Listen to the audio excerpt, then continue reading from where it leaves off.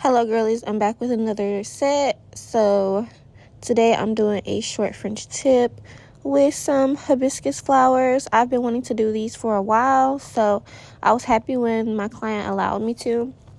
So I've been thinking about adding Reddit stories over my videos, since otherwise I really don't know what to talk about. I feel like all of my prep and everything is the same, so I don't feel the need to continue to repeat myself, and I don't think that's entertaining. So I'm going to try it out for this video. Let me know if you like it. Am I the a-hole for walking away from my best friend's wedding over her demands for my appearance change? I, 30 female, have been inseparable from my best friend, Lily, 30 female, since we were kids. Coming from a small town with little to offer, we promised each other we'd be there through thick and thin. Our backgrounds are humble, and we both face our share of struggles, supporting each other no matter what. Lily met Evan during college, a charming guy from a well-off family. When he proposed last year, it was like a fairy tale unfolding, especially with Evan's family offering to spare no expense for their dream wedding. Naturally, I was thrilled when Lily asked me to be her maid of honor. I envisioned dress shopping and bachelorette planning, all the fun stuff. However, about 3 weeks ago, Lily requested a sit-down that felt more like an intervention. She presented me with a maid of honor makeover plan, which took me by complete surprise. It wasn't about dresses or spa treatments. It was a detailed regimen for me to change my appearance drastically before the wedding. The plan was shocking. Lily wanted me to dye my vibrant red hair to a more understated shade to avoid clashing with the wedding palette, get a spray tan to blend in better with the other bridesmaids, and she hinted heavily at me losing at least 20 pounds to fit perfectly into the designer dress she had picked out. I've admittedly gained weight since college, something I'm self-conscious about, especially next to Lily, who's remained as fit and active as ever. But this felt like a slap in the face. I tried to laugh it off, hoping it was a bad joke, but Lily was dead serious. She claimed it was all in the spirit of having the perfect wedding photos, heavily influenced by the expectations of Evan's family. I felt betrayed. Our friendship had survived so much, yet here we were, divided over something so superficial. I told her it was unreasonable and hurtful. She retorted that I was being selfish, letting my insecurities get in the way of her happiness. That hurt. The argument escalated quickly, with words thrown that we could never take back. In a moment of hurt and anger, I told her if my appearance was more important than our friendship, perhaps she should find another maid of honor. Lily accused me of abandoning her and destroying our friendship over something so trivial. We haven't spoken since that day. The wedding is fast approaching, and the fallout has been swift and divisive among our circle of friends. Many of them, caught in the excitement of the event and possibly influenced by Lily's side of the story, have been calling and texting me, suggesting I'm overreacting. They say I should apologize and make up with Lily, implying that my refusal to comply with her wishes is a sign of not valuing our lifelong friendship. Social media hasn't helped with the subtle posts from some of the bridal party hinting at my absence and disruption it's caused. It feels like I'm being painted as a villain in a situation where all I wanted was to maintain my dignity and self-respect. The pressure from these mutual friends is immense, making me second-guess my decision. Was standing up for myself worth the potential loss of a friendship? I've cherished our relationship for over 2 decades. Or have I indeed overreacted, allowing pride to cloud my judgment and harm a relationship that's meant everything to me? This ordeal has left me feeling isolated, questioning the dynamics of our friendship, and wondering if it was ever as unconditional as I believed it to be. Am I the a-hole for walking away from my best friend's wedding over her demands for my appearance, even when everyone else seems to think I should just apologize and move on? Update. I wanted to give you all an update on what's been happening since the fallout with Lily.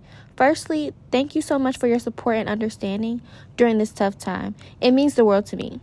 After everything went down, I felt like I needed to reach out to some of our mutual friends to explain my side of the story. Some of them totally get where I was coming from and were really supportive. But you know how it goes. Some of them sided with Lily too, which was tough to hear. It's been about a month since the wedding, and I still haven't talked to Lily. We're still friends on social media, so I see her updates every now and then, which is a bit weird. But I've come to terms with the fact that maybe our friendship wasn't as solid as I thought. Skipping the wedding wasn't an easy decision, but I felt like I had to stick to my guns. It's been rough dealing with the fallout, but I'm starting to realize that real friendships are more than just going along with whatever someone else wants. Thanks again for all your support. It's been a tough journey, but I'm getting there, one step at a time. The second story is for listeners 18 and above. Thank you. My stepdaughter died 4 weeks ago, and I caught my husband and his ex-wife in our bed. My stepdaughter, Becca, 14 female, died 4 weeks ago. I've been in her life since she was 7 years old. We were extremely close. My husband, Derek, 40 male, his ex-wife, Sam, 38 female, and I, 35 female, get along very well. There has never been an issue in the 7 years that I've been with Derek.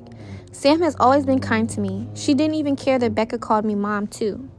Right after Becca's passing, Sam had so much anxiety and depression that she was unable to be by herself. So, we invited her to stay with us. Sam hardly leaves the house. She mostly just sleeps in Becca's room, which is completely understandable. I always tell her that I'm here if she needs me and that I want her to take her time with grieving and that there is no pressure to go back to her home. Today I needed to run some errands, so I asked Sam if she'd like to join me to get out of the house. But she declined. She said she'd rather just stay at the house and sleep. I told Derek that I was leaving and that I would be back in 2 hours or so. I also told him to check on Sam every once in a while and maybe try getting her something to eat. He works from home. After stopping at the post office, I realized I forgot my library book that I needed to return, so I went back home to get it. As soon as I walked in the door, I heard moaning coming from mine and Derek's bedroom. I immediately knew what was happening, and my heart completely broke in that moment. I wasn't completely sure what to do, but I ended up deciding to confront them. So I walked to the bedroom and opened the door and began yelling at them both. Sam started having an anxiety attack, ran to the bathroom, while Derek kept apologizing profusely. I asked him what the hell was happening. He told me that he made himself and Sam some lunch, and they began talking about Becca and shared some memories. And then Sam ended up kissing him, and he didn't pull back, and then it ended with them in our bed. They're begging me to understand that it was just grief that caused them to become intimate, and that they both made a mistake. I don't know what to do. I love this man, and I love Sam. I'm heartbroken that they did this to me, and put me in this position. I feel so stuck. Update 1. I decided that I'm filing for a divorce. I can't ever trust Derek again. It sucks because we had an amazing relationship, so I thought. He's always been great, so this was a complete shock to me. Last night, Derek came over to talk. He confessed to a lot. Turns out it wasn't their first time being intimate like most people thought. They've been intimate since 3 months before Becca died. I am completely shocked and heartbroken. Sam also reached out last night and thanked me for everything I've done for her and told me she was sorry. I didn't respond. I blocked her. I did so much for Sam and consider her a friend, so this hurts a lot, more than I can handle. This is all too much. As hard as this is going to be, I need to leave Derek and cut them both out of my life. I am ready to do so. I am done. Also, some people are saying I deserve this because I should have known better than to let Sam into our home around Derek. But you need to understand that I'm a giving person. I trust people more than I should. I truly thought Sam was an amazing person. I know it's unusual to become friends with your husband's ex-wife, but it's just how it went for us, and I shouldn't be blamed for what happened. Thank you to everyone who commented nice things and for the kind messages. You've all been helpful during this insanely difficult time. I appreciate it. Update 2. I've been getting lots of questions about some things, so I figured I'd answer them below. Have I told anyone about what happened besides my mom? Yes. I told a few friends and some family members, most of them supportive of my decision and aren't speaking to Derek. Where is Derek staying? Currently, he's staying at a hotel. Our friends refuse to let him stay with them. He's lost a lot of people due to his awful actions. Has he tried fighting me on getting a divorce? Yes. He begged me not to file for divorce, but when I told him I needed him to just let me go and that I was too exhausted to fight him on this, he let it be and agreed to getting a divorce. Why isn't Derek staying with Sam? He told me he didn't want to continue to hurt me, so he told Sam he was done with her for good, and they have no reason to speak to each other anymore. I have no idea if that'll last and if they'll just end up together, but I truly don't care what they do anymore. I just want peace. What was Derek's excuse for cheating? He told me that they just accidentally reconnected one night when I was away at my mom's. He was stressed and we weren't conceiving and we're having miscarriages. So he vented to Sam. And then somehow that led to them getting intimate. Disgusting of both of them, I know. Feel free to ask anything else and I'll try to answer. Thank you, everyone, for your support and advice. Update 3. I just found out that he is staying with Sam and not at the hotel. He told me it's too expensive to stay at a hotel and Sam is the only one that'll help him right now. I had a feeling this would happen. Just knowing that they are still probably sleeping together hurts my heart. I talked to a lawyer this morning and we are proceeding with the divorce, and Derek agreed to it. It's actually happening, and I feel some relief that he's not fighting me on this. My mom leaves on Sunday. I'm scared to be alone. But I go back to work on Monday, so I'm hoping it'll be a good distraction. I'll keep updating if anything else happens. Thank you, everyone. I'm so grateful for you all. Update 4.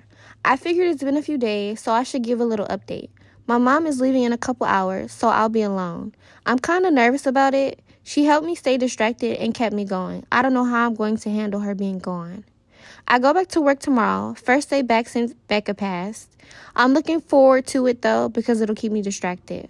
Also, I did read some of Becca's diary. It made me love her even more. She was such a sweetheart. I went back a few months and saw that she noticed some weird behavior between Derek and Sam. Didn't mention that she knew of the affair, but she just wrote that she thought it was kind of strange that they all three would hang out more than usual without me.